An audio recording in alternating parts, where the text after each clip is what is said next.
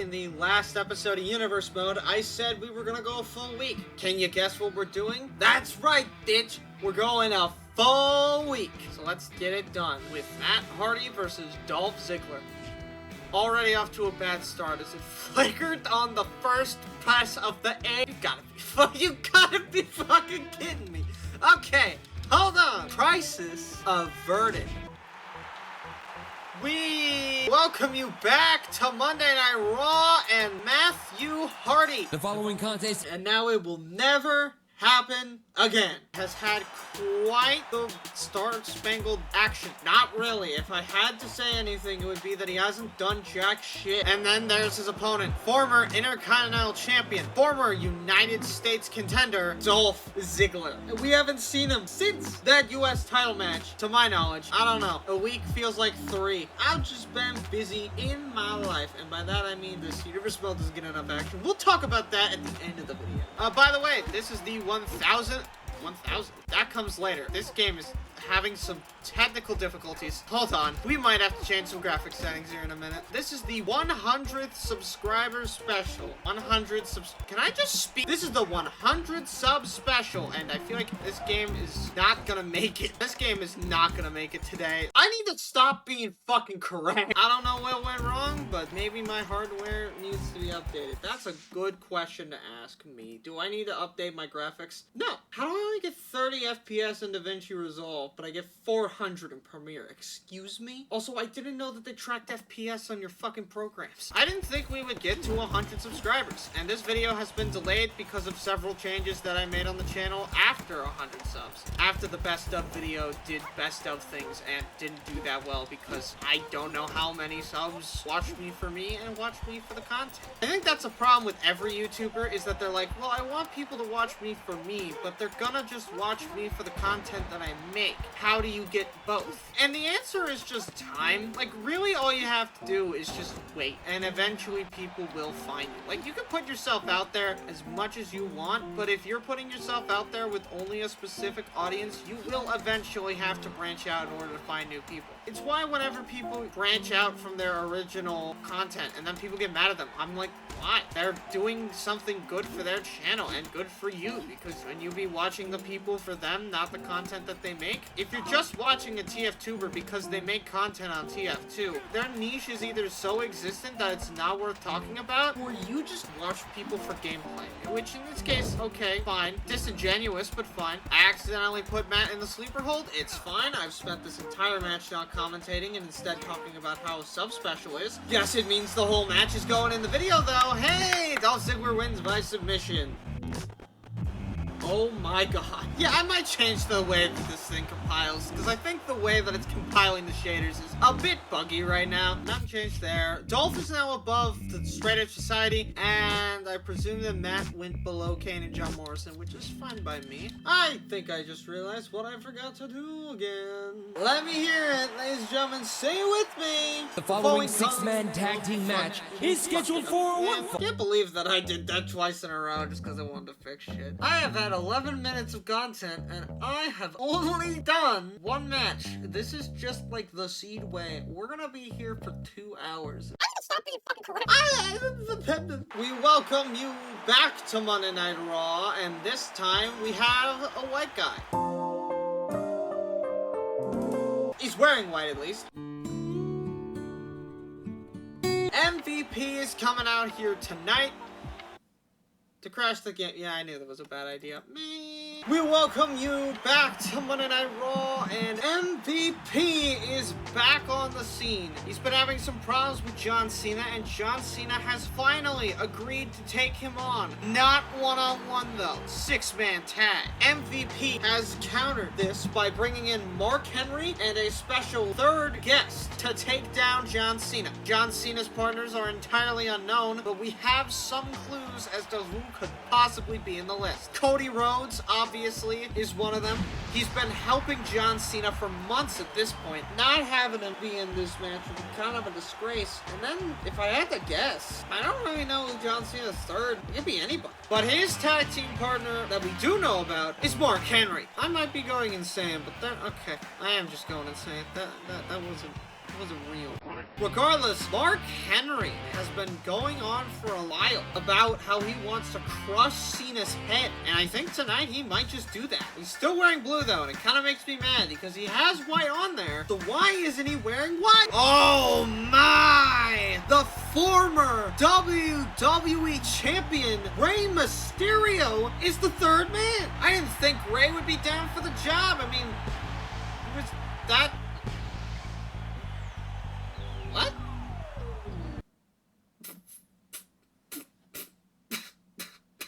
Ten minutes of bullshit later, and then there is the main opponent of this match, I guess. John Cena.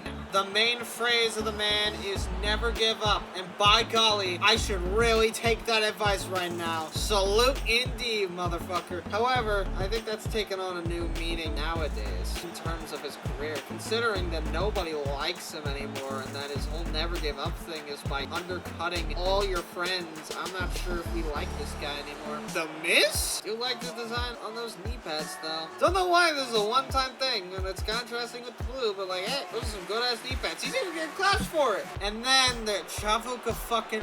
Damn. You really have to stoop low if your only friend in this world, outside of The Miz, is Chavo Guerrero. Chavo Guerrero! Are you fucking serious? You gotta be kidding. And The Miz and... What the fuck is that knee? What the fuck is this? It's only getting worse. I don't think I want to work with the emulated. I'm not gonna lie. I might swap to Xenia. I'm gonna say it. This is ridiculous. Or I could just get a real hard way. In that room, all I have to do is figure out all the bells and whistles. I could have myself a jolly good show. I'm even mad just sitting here today. Staring him down in the face, MVP. As his clothing adapts to... It's a fucking lighting bug, too, which is the bad part. And an elbow. And wait a minute. He's dazed, he's confused, but John gets out of it. Might get a tag in. Ooh, no tag. Wait, no. Beray's cutting back up again. And wait a minute. Play of the day! And oh, but Cena just gets straight back up. This match continues. And now it seems we're gonna get out of the ring and tag in Chavo. Mark Henry gets tagged in. Clothesline, but Chavo somehow uses Mark's very little momentum to get him up. Ooh, but he just immediately gets put back into a backbreaker. And damn, push, shove, attack, and I'm gonna admit, yesterday did not go well. Shit's going bad, and I don't know why. But you know what? We push on through, because I fucking play Subspace enough to know I gotta deal with bullshit. Holy shit, we made it to the match. Hey guys, can you tell that the game is struggling out here? I wonder what would happen if I optimized the CPU more for this. I'm so glad we're not doing a rumble in this game, because how the fuck do I do a rumble when it's gonna be moving this damn slow and I have no control over the pace? Mind you, 6-man tags take long enough as is, so there's a very real chance that this game crashes when it normally wouldn't have, because the game is actually moving at half the frame rate, and I don't think that's an exaggeration. You can see it. Hey, look, it's The Miz, and guess what? I'm gonna kill them. It's everybody's favorite thing. What the fuck? Damn, MVP getting his ass whooped out here. I might just tag in because of that. Miz, where the fuck are you? Yeah, you know what? It had to load shaders to do that move. You know what these games should do? They should do what modern games do now and pre-render your shaders. Miz actually had some pretty good momentum throughout this match. You know, ever since he got tagged in, he's not been doing horribly. They say that, and he stopped getting up from all the attacks, so maybe we're about to see that change. Maybe Mark Henry will end up winning this match. Mark Henry in the past is known to obliterate people like The Miz. The bear hug locked in, but Chavo's right there to break it up, and so is Cena. And it's a rope break. Dang it. But it's fine because Mark Henry immediately picks up Miz and puts him in the world's strongest slam. There goes Cena. Chavo isn't far behind. We could end this match right here. 1, 2. That's it. Mark Henry, MVP, and Rey Mysterio have won. And Rey didn't get tagged in at all. Bet you gotta be upset if you're Rey Mysterio. Do I speak English? These three have won. Rey arguably didn't need to be there, but neither did Chavo, so I guess it's fair. Oh, The worst of it is over. Foreshadowing is a narrative device. SmackDown never has six-man tags. I played these games before. That was considered a David and Goliath victory. Cody is up. Dolph went up from that because The Miz went down. Mark went up. Cody went down. MVP came back up. Hi. It's time for the weirdest match on the card. There's the next matchup. It's John Morrison. Now, this man is known for being sexy as fuck. And then there's Mike Knox, the red. Okay, he's wearing red now. It's just the trunks. Okay, sure, go right ahead. Maybe the guy just likes red. Oh wait, we've discussed this before. And The Miz just got his ass beat, and now he's back in red for more. And John Morrison will show The Miz why you shouldn't mess with him. You see how much faster this game is when you're not fucking dying of sepsis? Then John Morrison with a Mike Knox finally getting summoned, throwing John Morrison to the outside with absolute fury. John Morrison now taunts, but John ain't gonna let that. Oh, he's been in this situation before. He knows that taunting is a bad idea, but he does it anyways. It's a show of force. But John's back up on the top rope, and that's his show of force. How can anyone expect Mike Knox to... I feel like every time I mention Mike Knox being in a danger zone, he manages to come back and score one up on everybody. That's a determination I like to see out of Mike Knox. But it seems we have ourselves a chain wrestling here. Well, I just don't want to... Oh, cross body on the John. John... What can we see? John with a solid flip and a half off the fucking top, technically top rope. He jumped on the top rope. I mean, what is the definition of the top rope? Is it definite? Can you count anything above the top rope as the top rope? Question wrestling fans don't really think about, because I'm like the only person who would ever mention a discretion such as this. John Morrison wait, a suplex slam on the barricade, and then stomp to the midsection, and wait a minute, knee to the face. And we can see a little bit more out of John Morrison here in a second. Hold on. Corner. No. Mike Knox doesn't want to get cornered. Smart man. But John Morrison might be smarter. Or not. This match continues. I was going to be like, oh, there's some commentary I could say here. No. Mike Knox is just Mike Knox. And John Morrison doesn't really have anything that I know about him until later. I mean, wasn't he like a former Intercontinental Champion before this? I think he was. But I'm not sure. My wrestling knowledge is dubious at best. You're just going to have to take everything I say with a grain of salt unless I put a picture up in editing, in which case you should believe it 100% of the time. I would never use Photoshop. Anthony does my thumbnails for a reason, alright? I have no graphic design inclinations. In the corner, Mike is just running into John Morrison, waiting out a clock maybe? The knee down on the ground. That's one way to effectively neutralize an opponent for a few short seconds. And the fans are trying to rally behind Knox, but I don't think it's enough. John Morrison is simply just too far on his roll to stop now. Maybe not. Maybe not. Hold on. The fire and the fans. No, right back on his same shit. How many times are we gonna see the stomp? Jesus. At this point, I feel like you should just go to the top rope, and that's not what I thought he would do. John just can't keep a finisher. Just can't do it. Long ass match between these two. John picks up Mike. Mike knees him in the fucking head. Oh my! Oh, right over the top rope. John wasn't ready. Now John just. Ooh, the drop kick gets turned to a big boot reversal animation. Hello. Now John's trying to keep him down with any means necessary. It's every time in the past that John has gone to get up and do something, Mike gets up too. Mike's just beating him down, hard hits, and now even harder hits. Knox is just simply not it, and I think John's retreating to the outside, but wait, what can we see? John's got a plan, and he's got a big one, or maybe he's just angry. Maybe he's just angry. Now having a little stare down with The Miz, just telling him that this isn't the norm, and that he could beat his ass any day. It's hard to hear sometimes.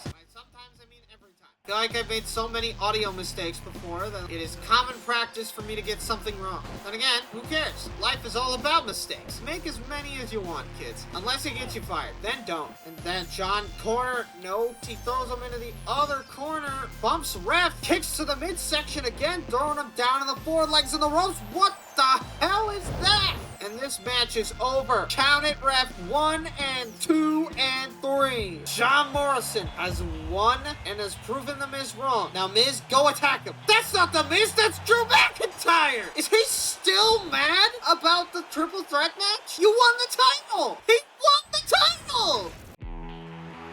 Oh, my, and in tonight's Monday night main event, Triple H, the Game, the Madman moniker, the man, the myth, the legend, the man who, did that fucking special effects just flicker like the goddamn game does every few seconds? Okay. The man that we always thought would be here, and nobody believed him. That is totally the line of thinking that are coming across here. Isn't he supposed to be like the COO of the company right now, or does that come later? The rated R superstar, the WWE champion, one of the greatest of all time, it's Edge. You get a new tattoo? Because that's actually like a really cool design. Is that a texture for a buckle?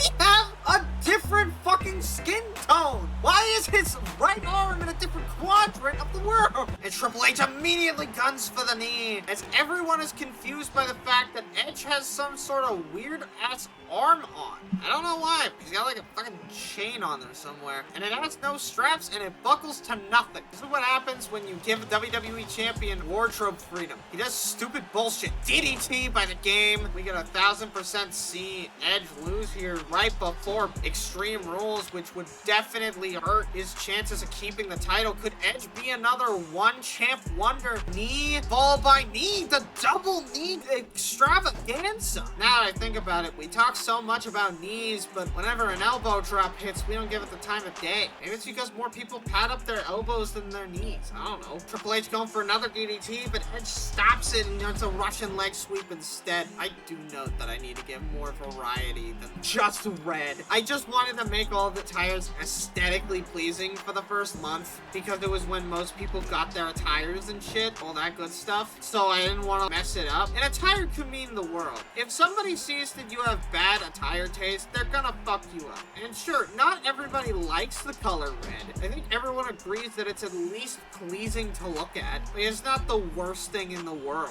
Like, if I made all the attires yellow, oh yeah, you'd all be complaining about it. It's like, why the fuck does he keep making all his shit yellow? This is not something he's ever worn ever. Don't worry, we'll get to some egregious use of red when we get to bragging rights, which is probably not happening till 2026 based on current rates, but still, it'll happen, guys, I swear. There is one thing that I can talk about, but I'll save it for the end of the video. There is, in fact, a special announcement at the end of the video. Hopefully, no one ruins it. I was gonna, record this yesterday, but I didn't. I listened to Wolf while Anthony listened to some Gorillaz album. Editing me, put up the Gorillaz album he listened to. And I guess put up Wolf, too. Put up Goblin as well. Fuck it, they're the same album. It's not that Wolf is the same as Goblin. It's that Wolf takes a decent chunk of its beats from Goblin, which makes me not differentiate them. But the songs on Wolf that are good are not the Goblin songs, which is at least good, because I would rather have the good songs on Wolf be unique. Probably stop talking about to get to the dick.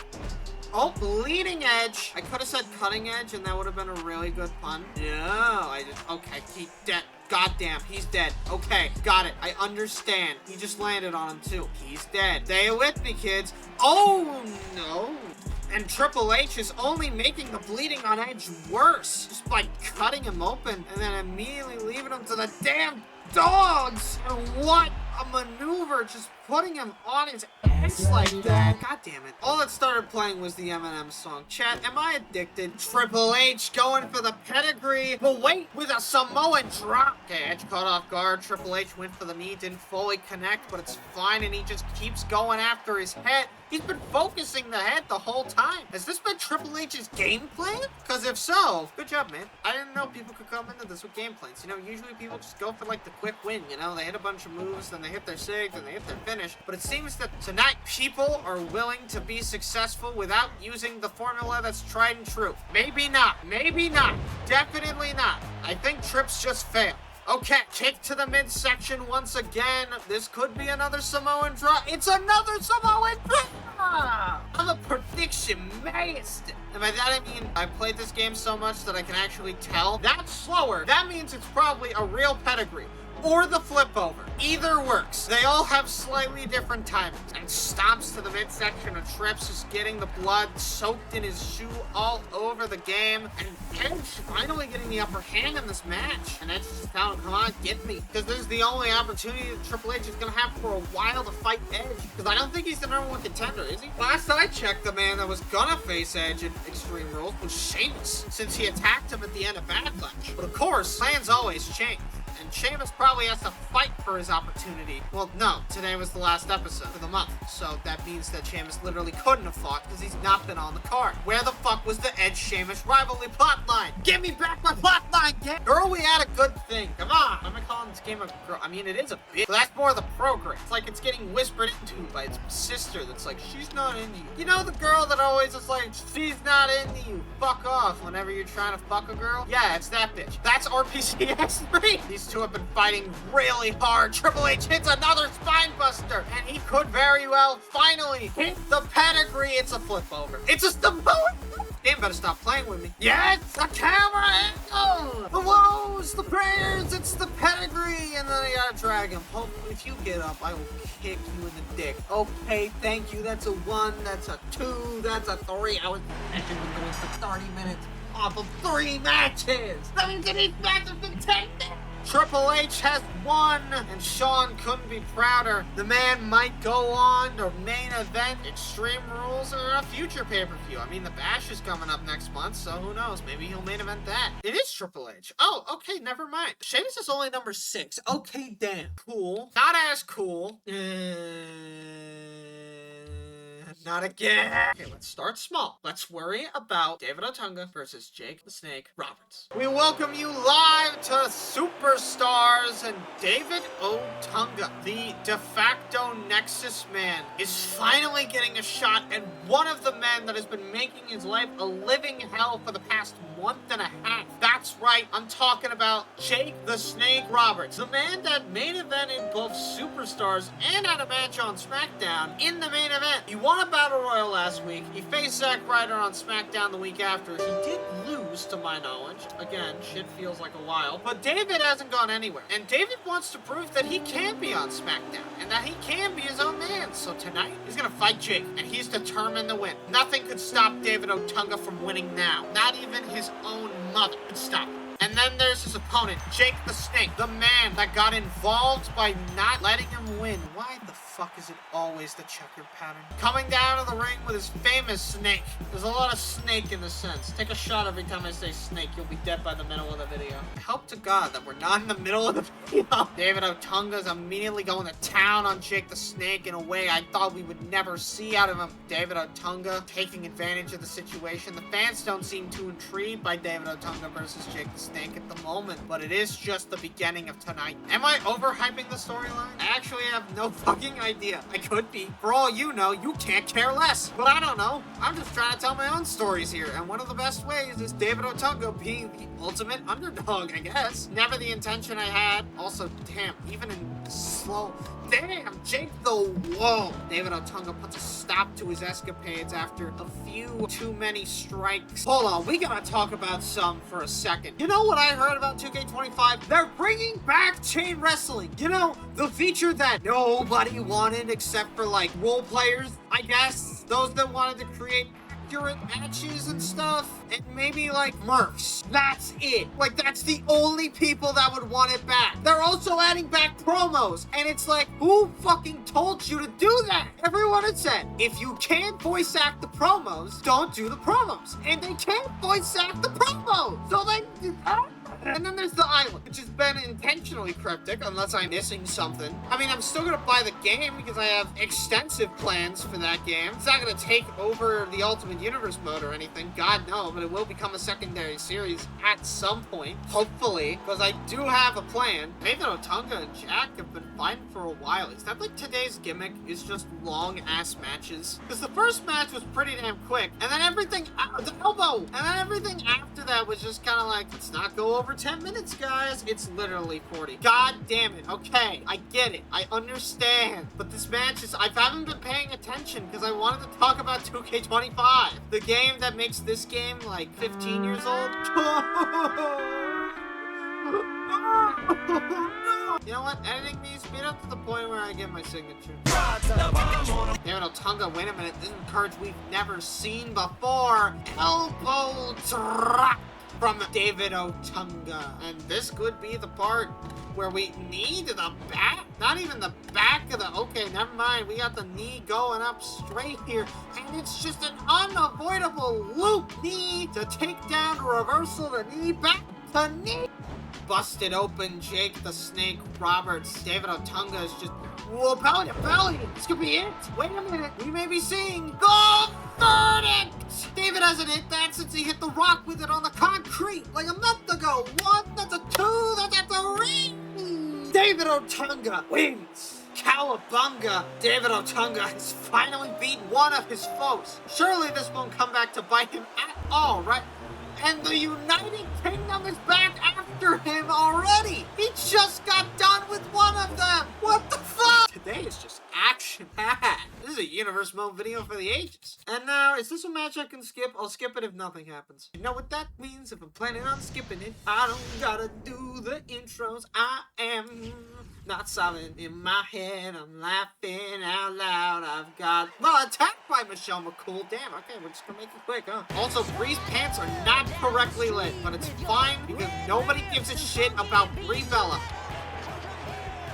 I wish I could. Anyway, here's a battle royal. Hey, wait a minute. David Otunga already fought in a match. Oh, it's Justin Gabriel. We haven't seen this man in a minute. The game immediately fucking crashed. We ain't waiting this time. I'm not fucking waiting. Are you? Fuck's sake. And then there's the entire nation's most hated son. It's John Cena. The man's all about hustle, loyalty, and respect. When it comes to his shirt is oh my god. Is he doing? I'm pretty sure if I put this in the video, it's gonna get labeled as a hate crime. But we saw David and Justin already out here. Who the fuck is...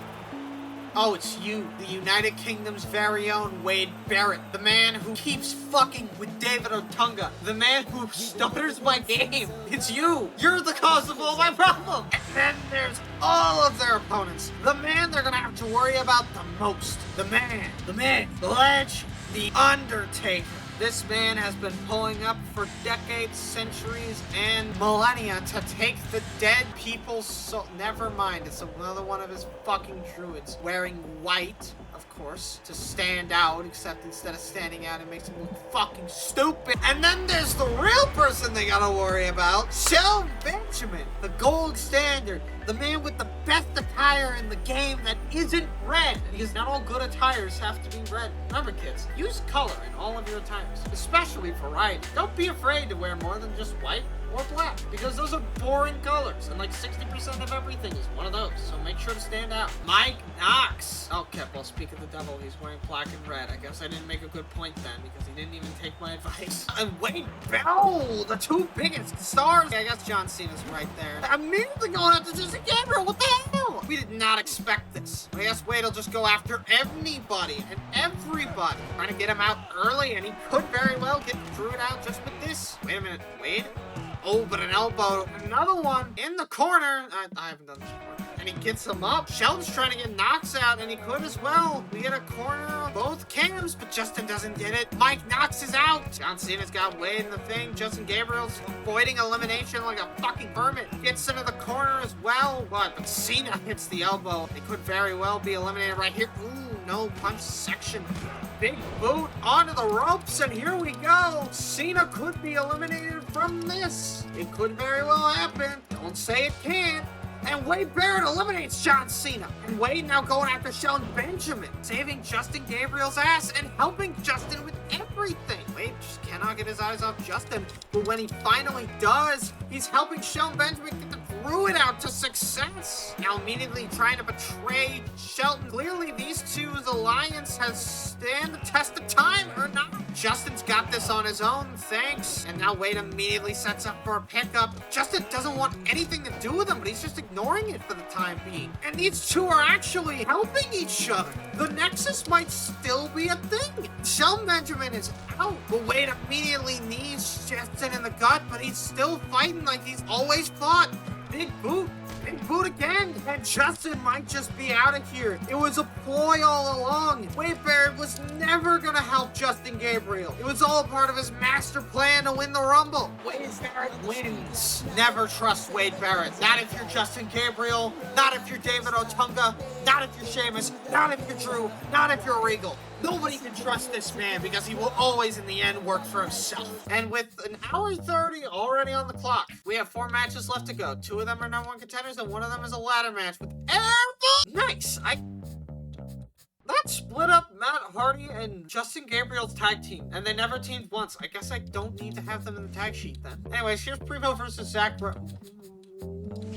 We welcome you live to Monday Night Smackdown? We welcome you live to Friday Night Smackdown in Toronto, Ontario, Canada, everybody's favorite Canadian province, and Primo is fighting for a chance to fight his tag partner for the Intercontinental Championship. Now, originally, Primo said no to this match, but after pressure from Ted and Ted, he said yes. Maybe his allegiances are confused at best. But his opponent is a man who's been on fire as of late. It's Zack Ryder, also known as the man that throws up an L and points a finger in the air and acts like he shouldn't just do 2 L's or 2 points. You're not The Rock. You can't do the L while everyone else does the fucking 1 finger. Come on. And Ted DiBiase's down at ringside. Maybe trying to help Primo win the match? Who knows? Zack, trying to throw him maybe out of the ring, but Primo reversed it and threw him into the corner. Zack's immediately going after Ted DiBiase. It seems that he doesn't have a problem. He's just here to watch the competition, and Zack's throwing the ref off and clotheslining Primo. Was it a distraction or intention? Any answers will work tonight. And in 2 days' time from this episode of Friday Night Smackdown, we will see Extreme Rules, the second ever pay-per-view of the Ultimate Universe month. I said that in the announcer voice. Damn it. Second ever pay-per-view. That'll be the next episode. And we have an interesting surprise. I know, you've probably forgotten all about it. Zack doing it. He's just benching Primo. I mean, it's not that hard to bench Primo, but like, damn, what's with being a show-off? Is he trying to prove that he could bench the shit out of Ted DiBiase? Pretty sure those two are in different weight classes. Although I could be wrong. I would have to actually look at the weights on probably the SmackDown Hotel. Chop, and Zack, the knee section. Nissan Altima hits him with whatever the fuck you call that, and now gets some DDT apparently, but Primo says nuh-uh, just like every other time, and now Zack goes out. Primo, unexpected, he gets back in the ring, but instead he gets caught again. No escaping this time. Primo has you rubber. He wants him, and a kick to the back will suffice for now. Now Primo's on the ropes, and wait just a minute, and he could very well, he immediately got up from that. Are you sure you want to do that? Okay, he kicked out. David Hart Smith? What the hell's David Hart Smith doing out here, and who's he after? I assume he's after Ted, right? Game is not having it. The game is not having it, and that's a rope break? You know what? I'll take it. The game was not having fun there. I would rather end the match quicker. Okay, David was fighting Primo. Cool. Zack Ryder has won yet again. And this time, he's gonna go and face Ted in 2 days at Extreme Rules. This wasn't shocking, but it wasn't exactly the best thing in the world. Ted watched it all. He watched Primo throw for content. Zack actually beat R-Truth, and Vance win above Primo. Vance also just win above Primo. Damn, okay. Another women's title match, huh? We still haven't sorted out the fact that Alicia Fox is the women's champion. I guess we should take care of that. Now, Beth Phoenix is out here to decide who will face Alicia Fox at Extreme Rules. Maybe. We're not entirely sure yet. But what I am sure about is the fact that whatever paint we're using for our attires doesn't fucking work, because it keeps shining through the old colors. Why are we painting our attires anyways? And then there's Beth Phoenix's opponent, Maryse. Hey, Maryse is attacking Beth Phoenix, and she's got a shitty attire. Is her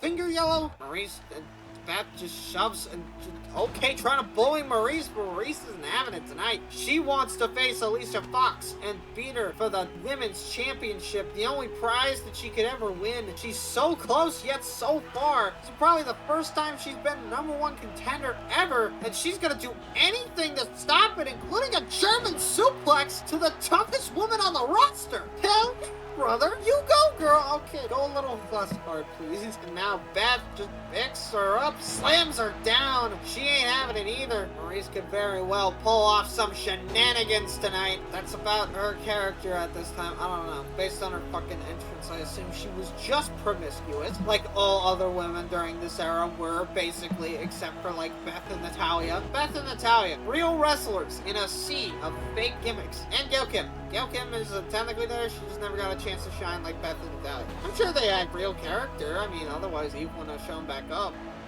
An atomic drop. I bet we've forgotten what it feels like to do that. How would I know what it feels like? I've never taken a bump in my life. If I had taken even a bump during my life, I probably would have been like, yeah, I could be a wrestler. I would never, though. Ref, get the fuck out of the way. I love the ultimate suplex. Hey, Ref, glad to see that you're back. Sorry that I fucked up your everything. Hey, can you count the pins so I can beat this bitch and move on to the next match? Sound good? Okay, sounds good. I like it. Count that pin, baby. 1 and a 2 and a 3, and she wins. And now I'm Southern. Fuck. This is what happens when I end up recording for longer than an hour. I just start going insane and doing random shit, because why not? Beth wins, Maurice loses, Maurice's hands have duct tape on him for some reason. Moving on, Beth handshaked Maurice, and, well, I really don't know what else you expected. That didn't really change anything about the women's scene. Alright, up next is a ladder match. Hey, some fun. And... W? What do you mean W? You gotta say more than that. Come on. Oh, it's Chris Jericho and Vance Archer.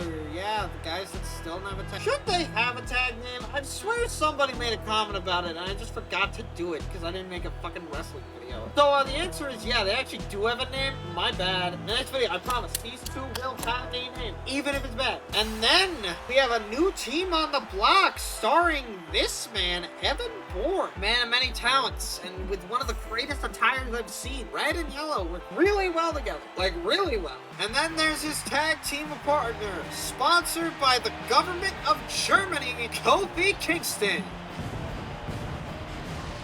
I'm surprised he didn't change the colors of his pyro to better match his new and Jericho's pissed. Dang, he does not like German-sponsored Kofi Kingston. Guess he's a France supporter then, shit. And Evan Bourne is, immediately taking advance. You would think he would go, I guess there's no real winner or loser. And Jericho's just getting, okay, they swap. Sweet. I was about to say, wouldn't it make more sense for Evan to go after Chris Jericho? The answer is yes. Ooh, Kofi takes out Vance. Speaking of the devil, Kofi, Vance is fucking fighting for his life on the ground there, and it just keeps getting worse for him. Kofi's putting in the damn slack for him. And Evan Bourne with kick straight to the face.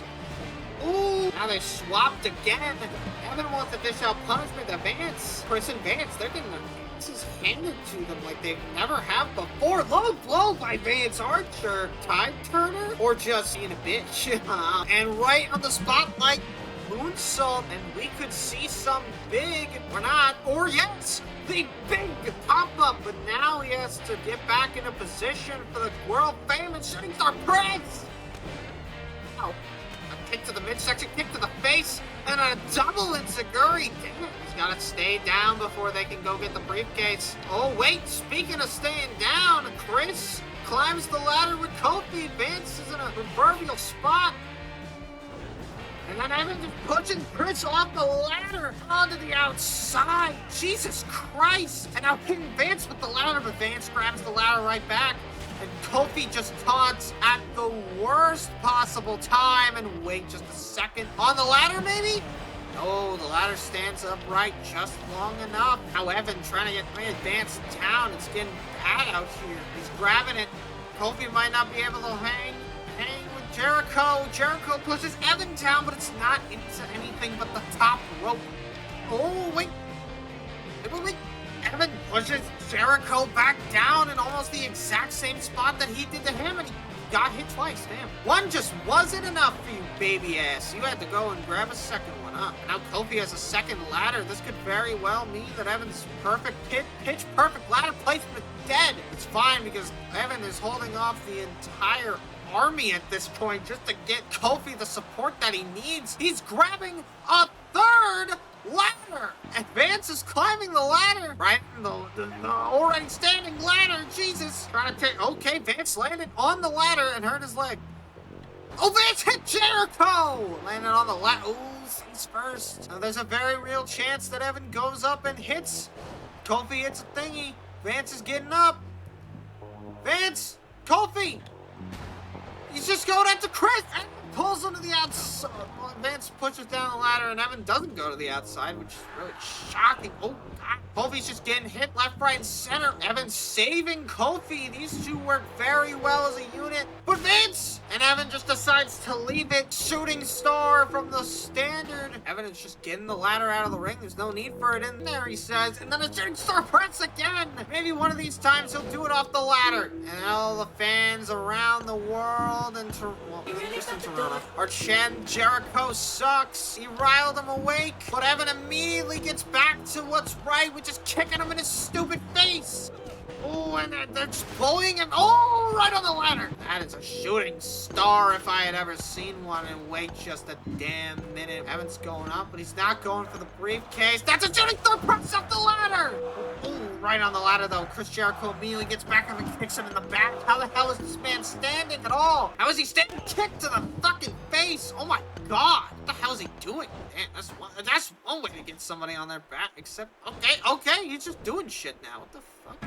Oh, the double weapon entendre does not safely hit. With that ladder in the corner, Evan can grab a ladder, but instead he just gets rammed on by Vance. That's a bad way to put it. Head first on the ladder again. Very possible, not very practical. Kofi has Chris on the ladder. Suplex through a ladder? Oh, yes. Evan is just keeping on trying to pull it down, and it works. Evan Bourne finally grabs the briefcase and beats Jericho and Archer. Damn! And Airborne in their first match is just taking out one of the newer tag teams, so it's not that impressive, but damn, they put on a good show. And their friendship is stronger. Kofi went up, Evan went up above Chris Jericho, which is kind of insane, and the Hart Foundation went above Archer. Is the IC title not going to get defended? Are you serious? Whatever, here's the final match. It's Taker versus Swagger. And we are back live on SmackDown after that very, very, very long Intercontinental title match. What the fuck am I saying? Oh my God. After that very long tag ladder match, and now The Undertaker is coming out here. Saw Druid on Superstars. There he is. He's the World Heavyweight Champion, and he's gonna have one final test for Extreme Rules against Jack Swagger. Yeah, I don't know why he bothered being in this match. We all know the outcome, don't we? Oh, a punch directly to Swagger to start the match off. Imagine if you won off of one punch. This motherfucker ain't one punch man. He's two stomps man and then a leg drop. I mean, he's the best striker in wrestling for a reason, which is weird because you think he would be more of a powerhouse, except he kind of does a little bit of everything. That's kind of the great part about Taker. You don't really notice it until later, but he is a little bit of everything. Even a high flyer. Knee to the midsection of Jack Swagger gets picked up, instead picking up Taker. And how would you do that? The knee, and now Taker just picking him up. That's a big pickup, and now his arm is turned into spaghetti. He will never get the same amount of use out of that arm ever again. It's really sad because he's a technical wrestler. It's like, okay, damn. Will a real wrestler do that? It helps them win, and if it's tournament legal. Because a lot of the reasons why amateur wrestling, real wrestling, or whatever you want to call it, is so weird. It's kind of like Smash Bros. Ultimate Stages. Anything that has a problem is illegal. And Swagger is actually getting support from the fans. Something we never see. Kind of shocked. People hate Taker that much? I don't even remember what he did, for all that that's worth.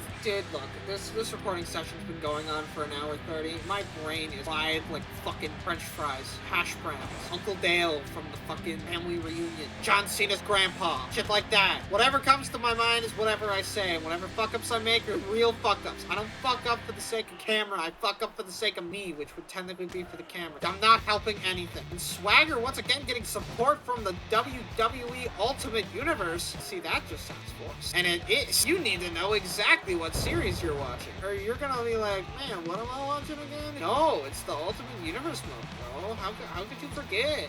You know, it's not like this thing gets posted once a month or anything. No, nobody would ever.